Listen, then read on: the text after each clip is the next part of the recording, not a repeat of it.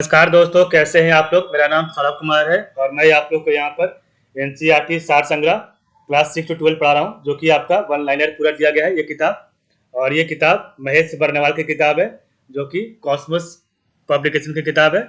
और इसमें जो हम लोग पढ़ रहे हैं आज का विषय वो है आपका ज्योग्राफी।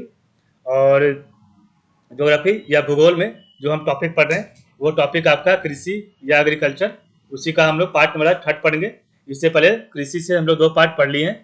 तो जिन बच्चों को देखना है शुरू से ज्योग्राफी का वीडियो, तो कृपया करके प्लेलिस्ट में चले जाएं, वहाँ पर आपको सब कुछ मिल जाएगा। तो चलिए स्टार्ट करते हैं आज का टॉपिक, थर्ड टॉपिक, कृषि एग्रीकल्चर का तीसरा पार्ट। तो देखिए आपके सामने आ गया। तो इससे पहले कल हम लोगों ने पढ़ा था आपका, ये हम पहला पार्ट बनाए थे। ये जो आपका जो सामने आपका पेज दिख रहा है ये फर्स्ट पार्ट में था। सेकंड पार्ट में हमने पढ़ा था कल कृषि उत्पादन से संबंधित महत्वपूर्ण क्रांतियां। और आज पढ़ेंगे हम जो भी प्रमुख कृषि संगठन एवं मुख्यालय, ठीक है, प्रमुख कृषि बोर्ड एवं मुख्यालय या प्रमुख कृषि संगठन एवं मुख्यालय के बारे में पढ़ेंगे। तो इसको पढ़ने से पहले आज हम जो कल पढ़े थे उसको रिवाइज करेंगे। तो एक बार देखेंगे। तो सबसे पहला था कृषि उत्पादन से संबंधित महत्वपूर्ण क्रांतियां। तो कृषि उत्पादन से संबंधित महत्वपूर्ण क्रांतियां, तो आपका हरित क्रांति था खाद्यान्न उत्पादन से, सुनहरी या स्वर्ण क्रांति था आपका फल एवं सब्जी उत्पादन या बागवानी कृषि से, ठीक है। तो आपका सुनहरी या स्वर्ण क्रांति जो था फल एवं सब्जी उत्पादन बागवानी कृषि से। श्वेत क्रांति आपका दुग्ध उत्पादन से। काली क्रांति या कृष्ण क्रांति खनिज तेल पेट्रोलियम के क्षेत्र में आत्मनिर्भरता से। नीली क्रांति मत्स्य उत्पादन से। गोल्ड क्रांति आलू उत्पादन से। भूरी क्रांति उर्वरक उत्पादन से। पीली क्रांति तिलहन उत्पादन से। रजत क्रांति अंडा उत्पादन से। इंद्रधनुषी क्रांति कृषि संबंधित समग्र क्रांति नवीन कृषि नीति में निर्धारित। अमृत क्रांति नदियों को जोड़ने की योजना। सदाबहार क्रांति कृषि उत्पादन को दोगुना करना टिकाऊ कृषि। गुलाबी क्रांति प्याज उत्पादन या फिर झींगा मछली। और लाल क्रांति आपका है मांस एवं टमाटर उत्पादन के लिए, ठीक है। तो ये आपका था कृषि उत्पादन से महत्वपूर्ण क्रांतियां। तो खाद्यान्न उत्पादन हरित क्रांति फल एवं सब्जी उत्पादन बागवानी उद्यान कृषि।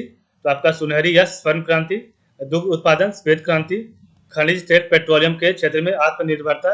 तो कृष्ण क्रांति या काली क्रांति मत्स्य उत्पादन में। नीली क्रांति आलू उत्पादन में। गोल्ड क्रांति उर्वरक उत्पादन में। भूरी क्रांति तिलहन और उत्पादन में। पीली क्रांति अंडा उत्पादन में। रजत क्रांति, ठीक है। कृषि संबंधी समग्र क्रांति नवीन कृषि नीति में निर्धारित इंद्रधनुषी क्रांति है। और नदियों को जोड़ने की योजना अमृत क्रांति कृषि उत्पादन को दोगुना करना टिकाऊ कृषि। सदाबहार क्रांति प्याज उत्पादन झींगा मछली। गुलाबी क्रांति और मांस एवं टमाटर उत्पादन। तो लाल क्रांति, ठीक है। तो बाजरे की कृषि किस जलवायु में की जाती है? तो उष्ण एवं शुष्क में। और शुष्क भूमि के लिए सर्वाधिक उपयुक्त फसल कौन सी है? तो मूंगफली है। ओस और बोरो, ओस और बोरो किस फसल की किस्म है? तो धान की किस्म है। भारत में सोयाबीन का अग्रणी उत्पादक राज्य कौन सा है? तो मध्य प्रदेश है। और कौशल किस फसल की उन्नत प्रजाति है? कौशल किस फसल की उन्नत प्रजाति है? तो मूंगफली की है। किस फसल में नाइट्रोजन संचित करने की क्षमता सर्वाधिक होती है?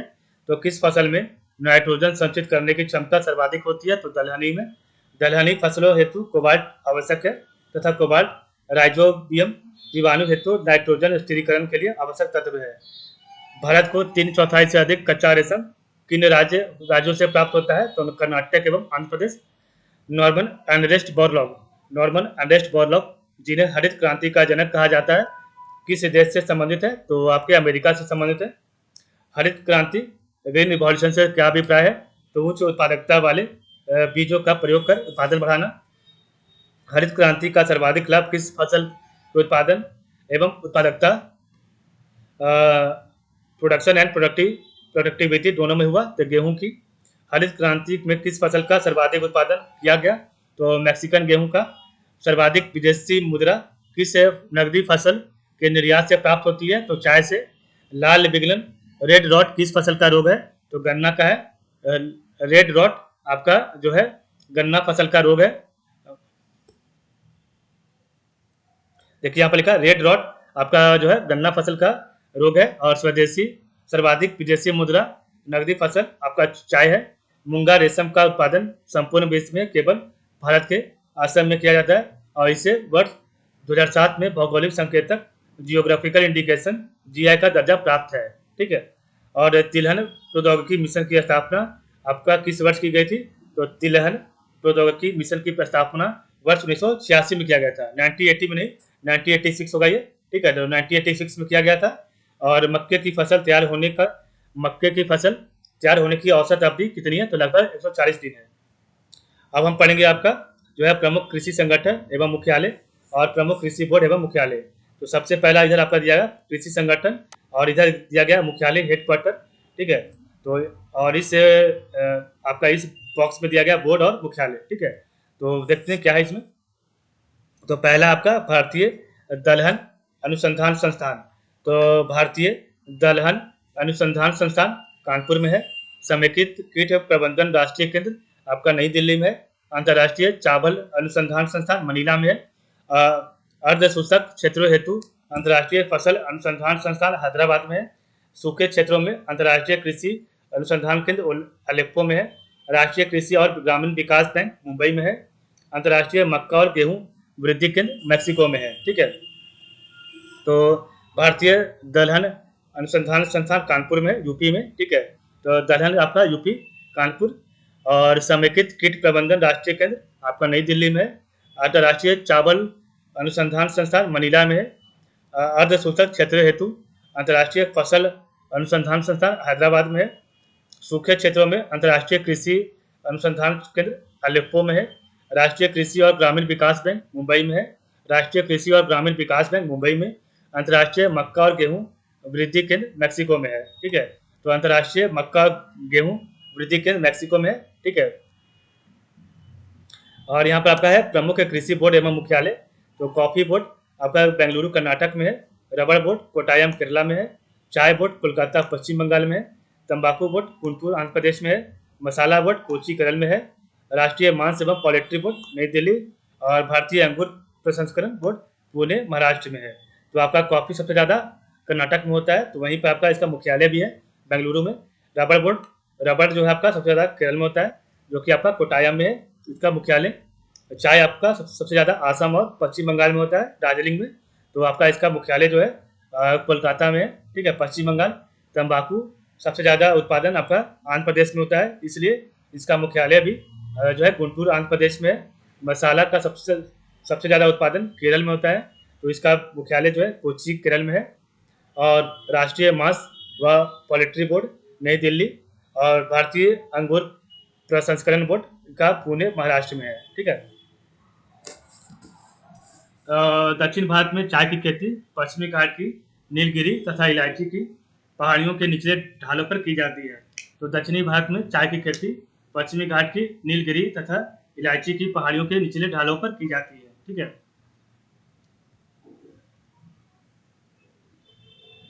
और प्रमुख कृषि संगठन एवं मुख्यालय है तो भारतीय दलहन अनुसंधान संस्थान। तो भारतीय दलहन अनुसंधान संस्थान कानपुर में है। और समेकित कीट प्रबंधन राष्ट्रीय केंद्र आपका नई दिल्ली में है। अंतर्राष्ट्रीय चावल अनुसंधान संस्थान आपका मनीला में है। और अर्ध शुष्क क्षेत्रों हेतु अंतर्राष्ट्रीय फसल अनुसंधान संस्थान हैदराबाद में है।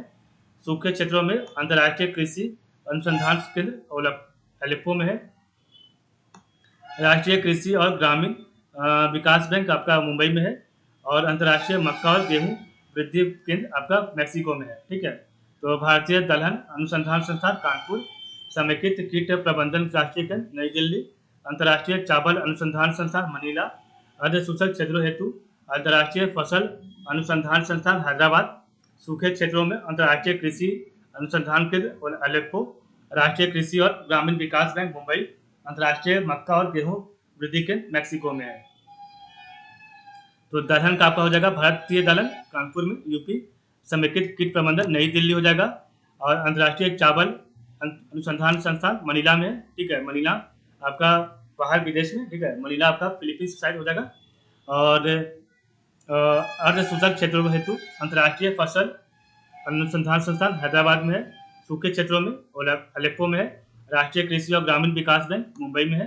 तो आपका आरबीआई भी जो है मुंबई में है, तो इसी का आपका राष्ट्रीय कृषि और ग्रामीण बैंक विकास बैंक मुंबई में है, और अंतर्राष्ट्रीय मक्का और गेहूं वृद्धि केंद्र मैक्सिको में है। उसके बाद हम इधर पढ़ रहे थे, कॉफी बोर्ड आपका बेंगलुरु कर्नाटक में, कॉफी बोर्ड बेंगलुरु कर्नाटक, रबड़ बोर्ड आपका कोटायम केरला, चाय बोर्ड आपका कोलकाता पश्चिम बंगाल, तंबाकू बोर्ड गुंटूर आंध्र प्रदेश, मसाला बोर्ड कोची केरल, राष्ट्रीय मांस व पोल्ट्री बोर्ड नई दिल्ली, और भारतीय अंगूर प्रसंस्करण बोर्ड पुणे महाराष्ट्र में। तो इस प्रकार हमारा जो आज का जो चैप्टर है वो यहाँ पर समाप्त हो जाएगा। ठीक है, एक बार हम लास्ट में रिवाइज कर लेते हैं पूरा जो पढ़े। तो चलिए, तो सबसे पहले यहाँ से रिवाइज करेंगे। तो कृषि उत्पादन से संबंधित महत्वपूर्ण क्रांतियाँ, तो हरित क्रांति, खाद्यान्न उत्पादन, सुनहरी या स्वर्ण क्रांति, फल एवं सब्जी उत्पादन, बागवानी, उद्यान कृषि, और श्वेत क्रांति आपका दुग्ध उत्पादन, कृष्ण या काली क्रांति, तो खनिज तेल पेट्रोलियम के क्षेत्र में आत्मनिर्भरता, नीली क्रांति मत्स्य उत्पादन, गोल्ड क्रांति आलू उत्पादन, भूरी क्रांति उर्वरक उत्पादन, पीली क्रांति तिलहन उत्पादन। ठीक है, और उसके बाद है रजत क्रांति आपका है अंडा उत्पादन से, ये इंद्रधनुषी क्रांति है कृषि संबंधी, समग्र क्रांति नवीन कृषि नीति में निर्धारित, अमृत क्रांति आपका है नदियों को जोड़ने की योजना, सदाबहार क्रांति है कृषि उत्पादन को दोगुना करना, टिकाऊ कृषि, गुलाबी क्रांति आपका है प्याज उत्पादन या झींगा मछली, और लाल क्रांति है मांस एवं टमाटर उत्पादन के लिए। ठीक है, तो किस फसल में नाइट्रोजन संचित करने की क्षमता सर्वाधिक होती है? तो दलहनी में। दलहनी फसलों एवं हेतु कोबाल्ट आवश्यक है तथा कोबाल्ट राइजोबियम जीवाणु हेतु नाइट्रोजन स्थिरीकरण के लिए आवश्यक तत्व है। भारत को 3/4 से अधिक कच्चा रेशम जो है किन राज्यों से प्राप्त होता है? तो कर्नाटक एवं आंध्र प्रदेश। नॉर्मन एंड्रेस्ट बोरलॉग, जिन्हें हरित क्रांति का जनक कहा जाता है, किस देश से संबंधित है? तो अमेरिका से। हरित क्रांति ग्रीन रिवॉल्यूशन से क्या अभिप्राय है? तो उच्च उत्पादकता वाले बीजों का प्रयोग कर उत्पादन बढ़ाना। हरित क्रांति का सर्वाधिक लाभ किस फसल के उत्पादन एवं उत्पादकता, प्रोडक्शन एंड प्रोडक्टिविटी दोनों में हुआ? तो गेहूं की। हरित क्रांति में किस फसल का सर्वाधिक उत्पादन किया गया? तो मैक्सिकन गेहूं में। सर्वाधिक विदेशी मुद्रा किस नकदी फसल के निर्यात से प्राप्त होता है? तो सर्वाधिक विदेशी मुद्रा किस नकदी फसल के निर्यात से प्राप्त होता है? तो चाय। लाल विगनन रेड रॉट किस फसल का रोग है? तो गन्ना का। मूंगा रेशम का उत्पादन संपूर्ण विश्व में केवल भारत के असम में किया जाता है, और इसे वर्ष 2007 में भौगोलिक संकेतक जोग्राफिकल इंडिकेशन जीआई का दर्जा प्राप्त है। तिलहन प्रौद्योगिकी मिशन की स्थापना किस वर्ष की गई थी? तो वर्ष 1986 में। मक्के की फसल तैयार होने की औसत अवधि कितनी है? तो लगभग 140 दिन है। अब हम इधर रिवाइज करेंगे आखिरी बार। तो प्रमुख कृषि संगठन एवं मुख्यालय, तो भारतीय दलहन अनुसंधान संस्थान कहाँ है? कानपुर में, यूपी में। समेकित कीट प्रबंधन राष्ट्रीय केंद्र नई दिल्ली में। अंतर्राष्ट्रीय चावल अनुसंधान संस्थान मनीला में। अर्ध सूचक क्षेत्रों हेतु अंतर्राष्ट्रीय फसल अनुसंधान संस्थान हैदराबाद में। सूखे क्षेत्रों में अंतर्राष्ट्रीय कृषि अनुसंधान केंद्र अलेप्पो में। राष्ट्रीय कृषि और ग्रामीण विकास बैंक मुंबई में। अंतर्राष्ट्रीय मक्का और गेहूं वृद्धि केंद्र मैक्सिको में। इधर आपका था प्रमुख कृषि बोर्ड एवं मुख्यालय। तो कॉफी बोर्ड कहाँ है आपका? बेंगलुरु कर्नाटक में। रबड़ बोर्ड कहाँ है? तो कोटायम केरल में। चाय बोर्ड आपका कोलकाता पश्चिम बंगाल में। तंबाकू बोर्ड गुंटूर आंध्र प्रदेश में। मसाला बोर्ड कोची केरल में। राष्ट्रीय मांस व पोल्ट्री बोर्ड नई दिल्ली में। और भारतीय अंगूर प्रसंस्करण बोर्ड पुणे महाराष्ट्र में। तो इस प्रकार हमारा जो चैप्टर है, यहाँ पर लास्ट में एक बॉक्स दिया गया छोटा सा, जो पढ़ लेते हैं। तो दक्षिण भारत में चाय की खेती पश्चिमी घाट की नीलगिरी तथा इलायची की पहाड़ियों के निचले ढालों पर की जाती है। तो दक्षिण भारत में चाय की खेती पश्चिमी घाट की नीलगिरी तथा इलायची की पहाड़ियों के निचले ढालों पर की जाती है। तो इस प्रकार हमारा आज का जो टॉपिक है वो यहाँ पर समाप्त होता है। तो आज के लिए बस इतना ही। आप लोगों का बहुत बहुत धन्यवाद।